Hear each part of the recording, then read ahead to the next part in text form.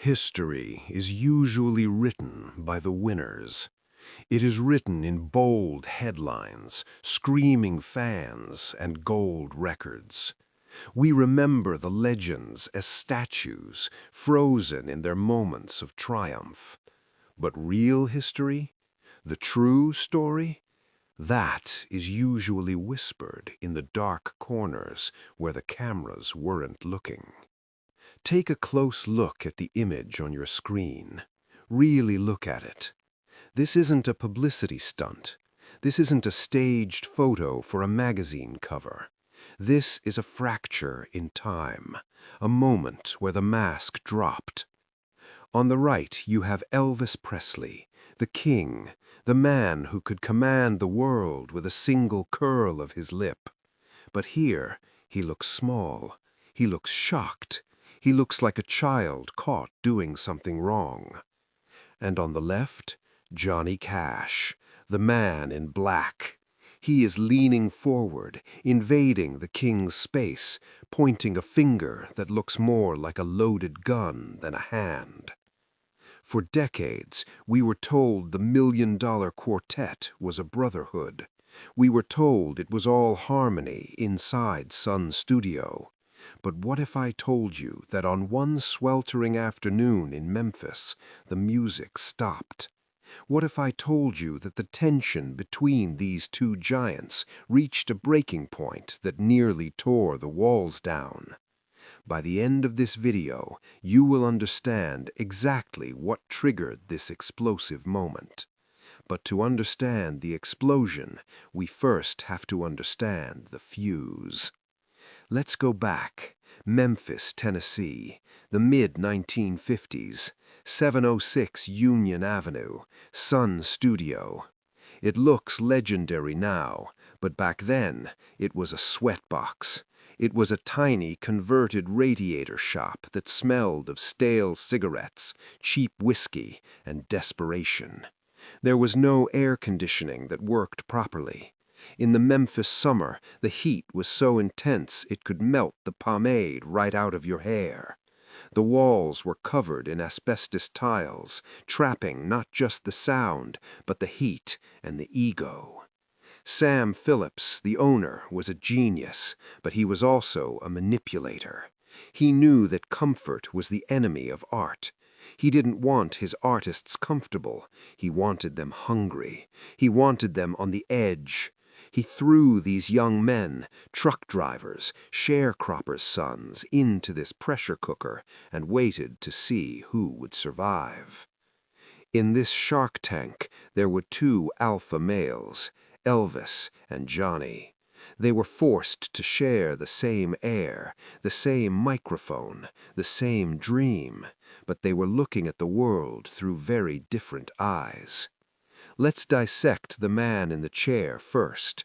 Elvis Aaron Presley, the king, the man who could command the world with a single curl of his lip. But here he looks small. He looks shocked. He looks like a child caught doing something wrong. And on the left, Johnny Cash, the man in black.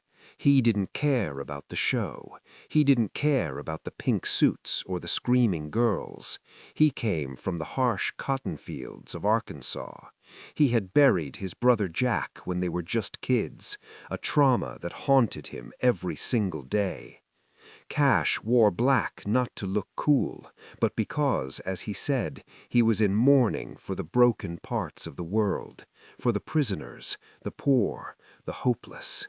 To Cash, music wasn't a performance, it was a confession. It was blood on the tracks. Here is where the friction started. Cash watched Elvis. He saw the talent, undeniably, but he also saw the vanity. He saw a man who sometimes treated the music as a vehicle for his own fame, rather than a sacred duty. Cash was quiet. He observed. He judged. And Elvis? Elvis could feel those eyes on him. The man in black was the one person Elvis couldn't charm with a smile. The man in black was the one person who saw through the glitter. And on the day of our photo, Elvis made a mistake. He forgot who was watching. The session had been long. The air in the studio was thick enough to chew. Tempers were already fraying. Sam Phillips was behind the glass, pushing for one more take, over and over again. According to the lore of that afternoon, Elvis was in a playful mood, perhaps too playful. He was joking between takes, strumming his guitar carelessly. He began to sing a gospel song, a hymn that Johnny Cash considered holy. But Elvis wasn't singing it with reverence. He was mocking it, changing the lyrics, exaggerating the vocals, showing off for the hangers-on in the studio. He was being the king. He was making fun of the very thing Cash held sacred. Cash sat in the corner, clutching his guitar like a weapon. He had been patient. He had watched Elvis preen and pose for hours. But Cash was there to work. He was there to bleed into the microphone. Then it happened. Elvis stopped the song midway, laughing off a mistake, perhaps making a comment about how it doesn't matter, the girls will buy it anyway. That was the sentence that snapped the tether. For Johnny Cash, the idea that the audience didn't matter, that the truth of the song didn't matter, was a cardinal sin. The room went silent. The laughter died in Elvis's throat because he saw movement in the corner. The man in black was standing up. This brings us to the moment, the fraction of a second captured in this image. Cash didn't shout, he didn't throw a punch, he did something far more terrifying. He leaned in, he invaded the king's personal space. Look at the finger, it's not just pointing, it's accusing. And look at Elvis, that isn't the face of a superstar. That is the face of a young boy who has just been scolded by his father. His mouth is open, gasping for air, leaning back in a primal defensive instinct. What did Cash say? While the exact transcript was never written down, those who knew Cash's temper and his heart believe the message was clear. He wasn't talking about the notes, he was talking about the soul. Imagine the gravelly voice of Johnny Cash cutting through the silence. You think this is a game, son? You think that pink suit makes you real? If you aren't singing the truth, you aren't singing anything at all. Don't you ever disrespect the song.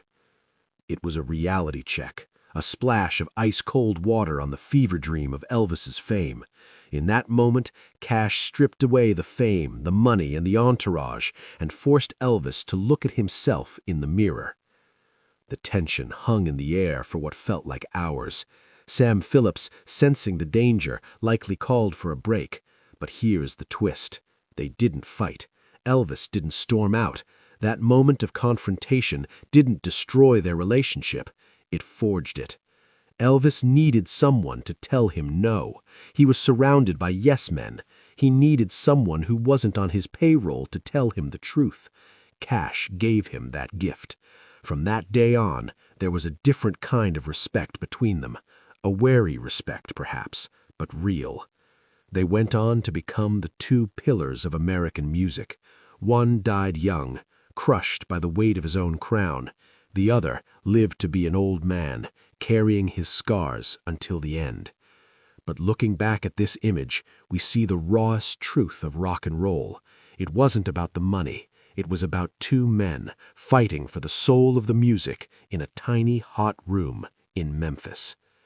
History is full of these hidden moments, the stories they didn't want you to see, and we are going to uncover them all. If you enjoyed this deep dive into the Clash of Legends, make sure to hit the like button and subscribe to Deep True Stories. Turn on notifications because you won't want to miss the next untold truth.